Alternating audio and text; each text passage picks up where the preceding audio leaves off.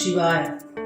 आप सुन रहे हैं शिव महापुराण रुद्र संहिता 11वां अध्याय शिव पूजन विधि।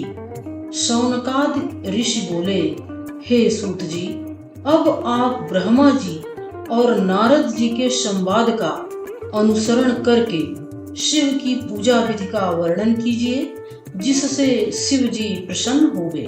ब्राह्मण, क्षत्रिय, वैश्य और शूद्र को किस प्रकार शिव की पूजा करनी चाहिए और उनको किस प्रकार कार्य करना चाहिए, यह सब आप हमसे कहें, जैसा आपने व्यास जी के मुख से सुना है। सूत जी ने ऋषियों के सुखप्रद और वेद सम्मत वचन सुनकर अपने प्रश्नों के अनुसार प्रेम से उत्तर दिया। हे मुनियों, आपने शिव पूजा के रहस्य के विषय में पूछा, अच्छा किया। मैं अब अपनी बुद्धि के अनुसार और गुरु मुख से सुनने के अनुसार उस रहस्य का वर्णन करता हूँ।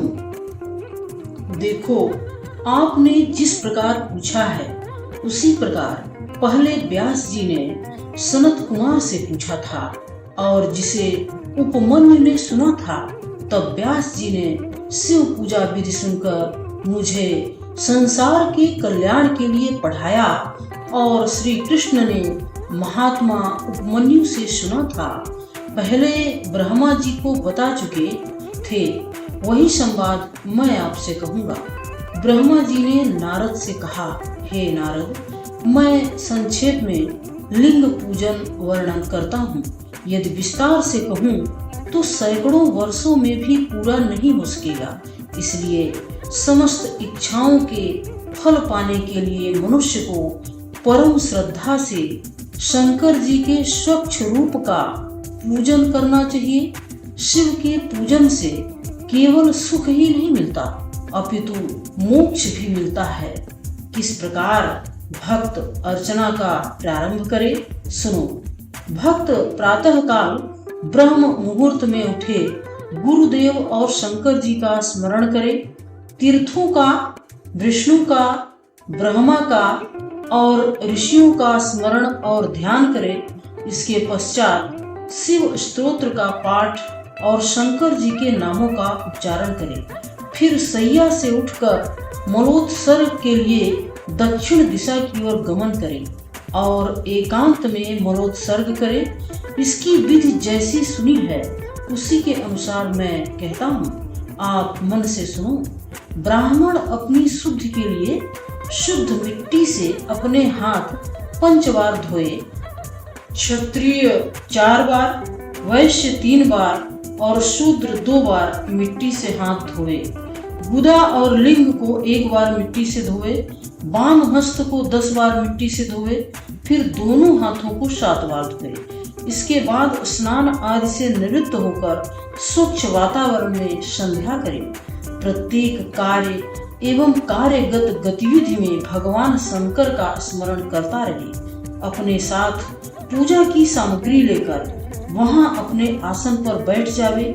सर्वप्रथम उपासक अंग न्यास करे और क्रम से शंकर जी की पूजा करें। सबसे पूर्व गणेश जी, द्वारपाल और दिक्पालों का पूजन करें। इसके पश्चात पीठ की रचना करें अथवा 8 पत्तों वाले पुष्प जैसा आसन बनाकर और पूजा की सामग्री समीप में रखकर उस पर भगवान शिव को विराजमान करें। 3 बार आचमन करके दोनों हाथ धोवे, फिर 3 प्राणायाम करके उसके मध्य में भगवान शंकर जी का ध्यान करें।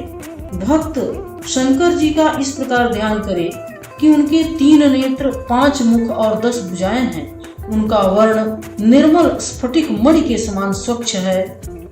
वह अनेक प्रकार के आभूषणों से सुसज्जित हैं।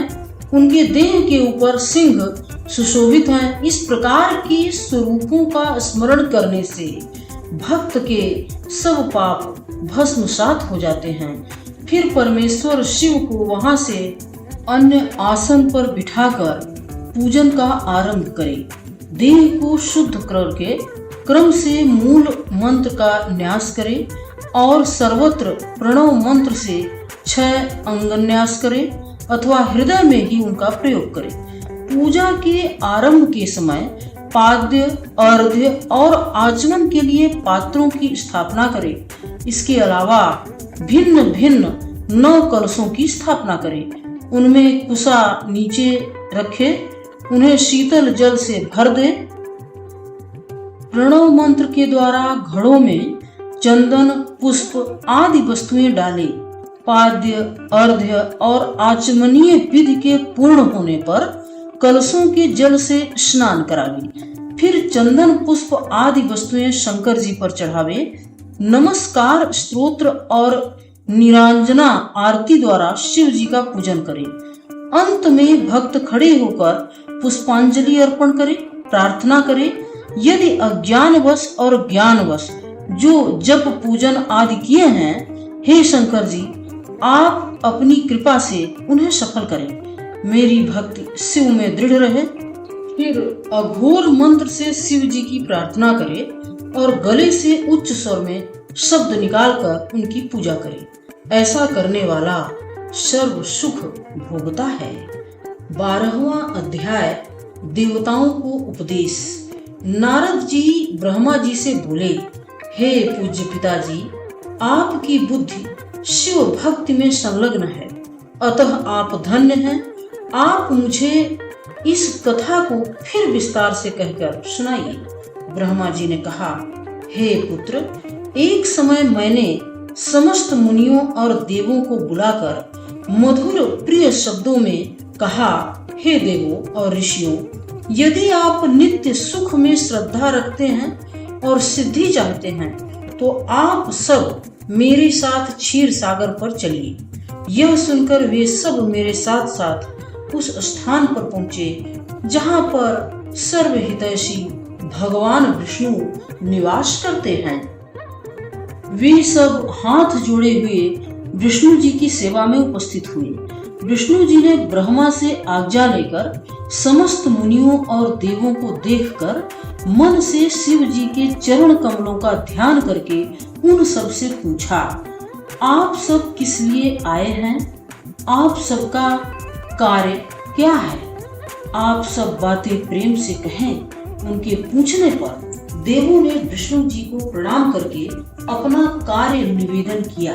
भगवान, हम यह जानना चाहते हैं कि किस देवता की पूजा नित्य करनी चाहिए जिससे दुखों का निवारण हो। विष्णु जी ने कहा, हे ब्राह्मण देवताओं, तुम सब ने यह बात पूर्व में सुन ली है और नेत्रों से अभी देख भी ली है, अब फिर क्यों पूछते हो?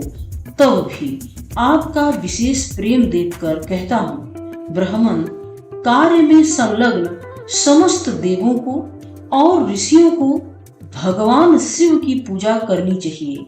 हे नारद, विशेष रूप से उन्होंने मुझसे भी पूजा के विषय में कहा। तुम सबों ने यह सब किया और देखा भी है। सुख की इच्छा वाले को शंकर की पूजा नहीं छोड़नी चाहिए। तार के पुत्रों ने शिव की पूजा को त्याग दिया था, इस कारण वे सब बंधु बांधवों के साथ नष्ट हो गए, क्योंकि वे सब माया मोह के कारण शिव जी की पूजा से विमुख हो गए थे, इसलिए उनको भयंकर मृत्यु का फल मिला। सबको श्रद्धा से शिव का उपासक बनना चाहिए। देखो, उनके पूजन करने से ही देव और दैत्य श्रेष्ठ कहलाए। ब्रह्मा जी बोले, विश्वकर्मा ने अधिकारियों के अधिकार के अनुसार शिवलिंग बनाकर मेरे और विष्णु के आदेश से देवों को दे दिए। कौन कौन से लिंग किस किस देवता के लिए दिए गए, यह मैं तुम सबको सुनाता हूँ। पद्म राग मणि का लिंग इंद्र को, सुवर्ण का लिंग कुबेर को, पीत मणि का लिंग धर्मराज को, श्याम वर्ण का लिंग वरुण को, इंद्र नील मणि का लिंग विष्णु को, सुवर्ण का लिंग ब्रह्मा जी को, रजत का लिंग विश्वदेवा को और वासुदेवों को, पीतल का लिंग अश्विनी कुमारों को, स्फटिक मणि का लिंग लक्ष्मी जी को, तांबे का लिंग आदित्यों को, मोती का लिंग चंद्रमा को, वज्र का लिंग विभावश को, मृत्तिका का लिंग ब्राह्मणों को और उनकी स्त्रियों को, चंदन का लिंग मय को, प्रवाल का लिंग नागों को, नवनीत मक्खन का लिंग देवी को, भस्म का लिंग योगी को, दही का लिंग यक्षों को, मिट्टी का लिंग छाया को, रत्नों का लिंग ब्राह्मणी को और पारे का लिंग वाण को दिया। इस प्रकार विश्वकर्मा ने लिंगों की रचना करके सब देव और ऋषियों को उनके अधिकार के अनुसार लिंगों को समर्पित कर दिया। वे सब लिंग मूर्तियों की पूजा में संलग्न हो गए। भगवान विष्णु ने कल्याण की भावना से सबों को यथावत लिंग दिलाकर हम सबको उनकी पूजा विधि भी बता दी। मैं विष्णु से उपदेश लेकर देवों के साथ साथ अपने स्थान को आ गए। ब्रह्मा जी ने अपने स्थान पर आकर सब देव और ऋषियों को फिर शिव पूजा का वर्णन किया। समस्त जीवों में मनुष्य जन्म दुर्लभ है, उस पर भी उत्तम कुल में जन्म लेना और भी कठिन है। आचरण की रक्षा करते हुए ब्राह्मणों को यथावत अपना कार्य करना चाहिए। प्रत्येक मनुष्य को अपनी जाति के अनुकूल अपना अपना कार्य अवश्य करना चाहिए। ध्यान यज्ञ में संलग्न योगी के समीप ही सदा शिवजी रहते हैं। विज्ञानियों के लिए कोई भी प्रायश्चित्तादि द्वारा शुद्धि की आवश्यकता नहीं है। विद्या से पवित्र हुए ब्रह्म वेत्ताओं को भी सुख दुखों के विचार की और उनसे संबद्ध क्रियाओं की आवश्यकता नहीं है।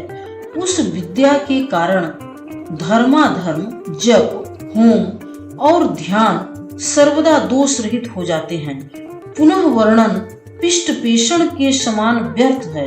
देखो, भक्त को जब तक ज्ञान न हो तब तक उसे प्रतिमा का पूजन करना चाहिए। पूर्ण ज्ञान हो जाने पर भक्त यदि प्रतिमा का पूजन करता है तो उसका निश्चय ही पतन है। अतः हे ब्राह्मणों, प्रत्येक को अपने अपने वर्ण के अनुसार प्रयत्न के साथ कर्तव्य करना चाहिए। शिव जी के पूजने पर समस्त देवों का पूजन हो जाता है। अतः भक्त को परहित रत होकर शिव की अर्चना करनी चाहिए। 13वां अध्याय शिव अर्चन विधान। ब्रह्मा जी ने कहा, हे देवों, ऋषियों, अब मैं शिव जी की पूजा की विधि का वर्णन करता हूँ। आप सब सावधान होकर सुने। भक्त को ब्रह्म मुहूर्त में उठकर शंकर और पार्वती जी का स्मरण करना चाहिए। फिर सिर झुकाकर और हाथ जोड़कर भक्ति के साथ उनसे इस प्रकार प्रार्थना करनी चाहिए कि हे देवों के स्वामी, सबके हृदय में निवास करने वाले भगवान शंकर जी, उठो और उठकर इस ब्रह्मांड का कल्याण करो। हे भगवान, मैं प्रवृत्ति से और अधर्म से निवृत्ति को नहीं जानता। आप मेरे अंतःकरण में स्थित होकर मुझे जैसी प्रेरणा देते हैं मैं वैसा ही कार्य करता हूँ। प्रार्थना करके गुरुदेव के चरणार बिंदु का ध्यान करें। अब मल मूत्र त्यागने के लिए दक्षिण दिशा की ओर जावे। मृत्तिका जल से शरीर को शुद्ध करके हस्त पैर धोवे। इसके पश्चात दंत धावन करे। सूर्य के उदय से पूर्व ही दातौन करनी चाहिए। अंजलि के जल द्वारा मुख का 16 बार प्रक्षालन करे। छठ, नवमी, अमावस्या, यम तिथि रविवार को दंतौन न करे। नदी के किनारे अथवा घर पर भली प्रकार देश काल के अनुसार स्नान करे। रविवार को श्राद्ध के दिन, संक्रांति को ग्रहण के दिन, महादान के दिन, तीर्थ में उपवास के दिन और अशौच में गर्म जल से स्नान नहीं करना चाहिए। दिनों का ध्यान करके सोम, बुध, शनिवार को शरीर पर तेल लगावें। सुगंधित तेल नित्य लगाने से दोष नहीं है। सरसों का तेल चंद्र सूर्य ग्रहण पर्व को छोड़कर प्रत्येक दिन लगाया जा सकता है, इसमें कोई दोष नहीं है। पूर्व अथवा उत्तर दिशा की ओर मुख करके मनुष्य को देवता का स्मरण करते हुए स्नान करना चाहिए। स्नानकर्ता के वस्त्र गंदे न होवे, दूसरे के पहने हुए वस्त्र उत्कृष्ट कहलाते हैं, उनको पहनकर स्नान नहीं करना चाहिए। स्नान के बाद तर्पण, उसके बाद स्वच्छ अधो वस्त्र धारण करे, फिर आचमन करके पवित्र स्थान पर आसन बिछाकर उस पर बैठे। आसन कुशा का पवित्र लकड़ी की बनी हुई चौकी या पटला, चीते का चर्म अथवा मृग चर्म आदि का आसन होना चाहिए। आसन पर बैठकर भस्म का त्रिपुंड लगावें। भस्म के अभाव में जल का ही त्रिपुंड लगा लें। इसके पश्चात रुद्राक्ष धारण करें। फिर शिव कार्य का संपादन करके शिव की आराधना करें। 3 बार या 1 बार मंत्र बोलकर गंगा, विष्णु, हरि आचमन करें। शिव पूजा के लिए समस्त आवश्यक वस्तुओं को अपने समीप रख लेवे। तब शिव पूजक को अपने दक्षिण की ओर पूजा के संपादन के लिए जल, गंध और अक्षतों से युक्त अर्ध पात्र रखना चाहिए। गुरुदेव का स्मरण करके उनसे मानसिक आज्ञा पाकर संकल्प करें। फिर परिवार के साथ शिव जी का पूजन करें। सर्वप्रथम गणेश जी का अर्चन सिंदूर आदि पदार्थों से करें। इनके साथ भ्राता स्वामी कार्तिक का पूजन, द्वारपाल का पूजन, फिर पार्वती जी का पूजन कुमकुम आदि पदार्थों से करें। इसके बाद शिव जी का पूजन करें। षोडशोपचार से उनका अर्चन करें। यदि शिव भक्त के घर में मिट्टी, सोने, चांदी, तांबे या पीतल अथवा पारद की प्रतिमा बनी हुई हो तो उनका नमस्कार पूर्वक पूजन करें और कहें, हे प्रभु, मैं आपकी शरण में हूँ। ऐसा कहकर पुष्पांजलि अर्पित करें और कहें, हे प्रभु, आप सपरिवार अपने स्थान पर विराजिए और मेरी पूजा के समय पुनः आप इसी स्थान पर पधारने की दया कीजिएगा।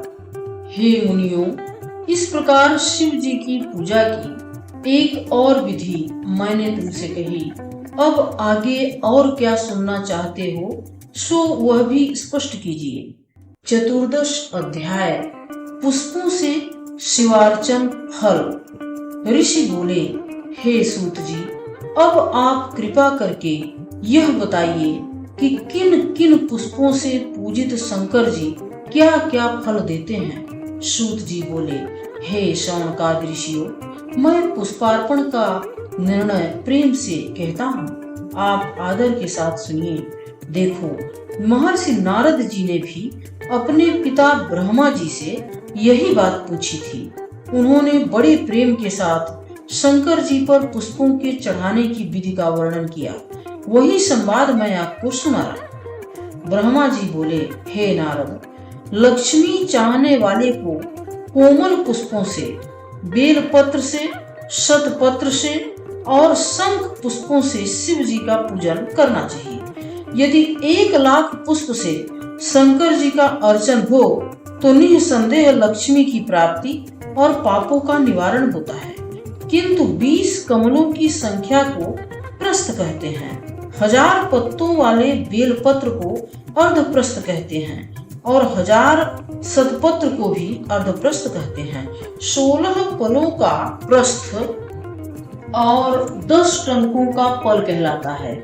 इस मानस से शिव का पूजन करने वाला सज्जन सब इच्छाओं को प्राप्त कर लेता है। राज्य के इच्छुक राजा 10 करोड़ पुष्पों से शंकर जी की आराधना करें। पूजा से प्रसन्न होकर शिव उसे राज्य देते हैं। मुखिया बनने वाले 5 करोड़ फूलों से शिव जी का पूजन करें। जेल से छुटकारा पाने वाले को 1 लाख पुष्पों से शंभु का पूजन करना चाहिए। रोगी को रोग से मुक्त होने के लिए 50,000 फूलों से पार्वती पति का पूजन करना चाहिए।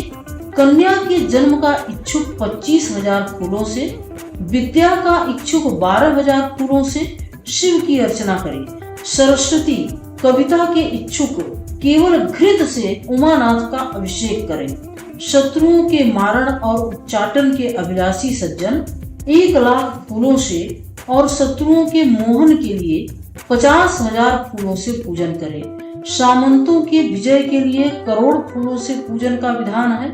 राजाओं के वशीकरण के लिए, यश की प्राप्ति के लिए और वाहन आदि की प्राप्ति के लिए 10,000 फूलों से पूजन करें। मुक्ति के इच्छुक को 5 करोड़ फूल, ज्ञानार्थी को 1 करोड़ और शिव के दर्शनाभिलाषी को 50 लाख फूलों से आराध्य देव का पूजन करना चाहिए।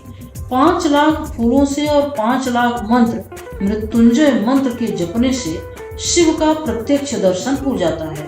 मुक्ति का इच्छुक दाभ कुशा से शिव जी का पूजन करे। जप और पूजन से मंत्र और कुशा की संख्या 1 लाख होनी चाहिए। लंबी आयु के इच्छुक को दुर्वा से शिव जी का पूजन करना चाहिए। पुत्र जन्म के अर्थी को धतूरे के पुष्प से पूजन का विधान है। अगस्त के फूलों से पूजक को विपुल यश मिलता है। तुलसी के दल से अर्चक को भोग और मोक्ष मिलता है। अर्क और कलहार के फूलों से उपासक का प्रताप बढ़ता है। जपा के पुष्पों से उपासक के शत्रुओं का नाश होता है। करवीर के पुष्प रोगों का उच्चाटन करते हैं। बंदूक के फूलों से अलंकारों की प्राप्ति होती है। चमेली के पुष्पों से वाहनादि की प्राप्ति होती है। अलसी के फूलों से उपासक विष्णु का प्रेम पात्र बन जाता है। मल्लिका के फूलों से अर्चित शिव उत्तम स्त्री प्रदान करते हैं। यूथिका जूही के फूलों से शिव उपासक को वर देते हैं और उनके घर को अनाज से परिपूर्ण रखते हैं। कनेर के फूल से भक्त को वस्त्र और संपत्ति मिलती है। निर्गुंडी के फूलों से भक्त का मन निर्मल रहता है। श्रृंगार हार के फूलों से भक्त की सुख संपत्ति बढ़ती है।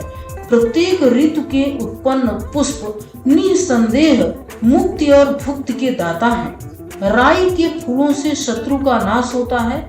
चंपा और केतकी के पुष्पों को छोड़कर सभी पुष्प शंकर जी को प्रिय हैं। हे नारद, अब मैं शंकर के पूजन में धान्यों का प्रमाण और फल कहता हूँ, तुम उसे प्रेम से सुनो। चावल की भेंट करने पर मनुष्य की संपत्ति बढ़ती है।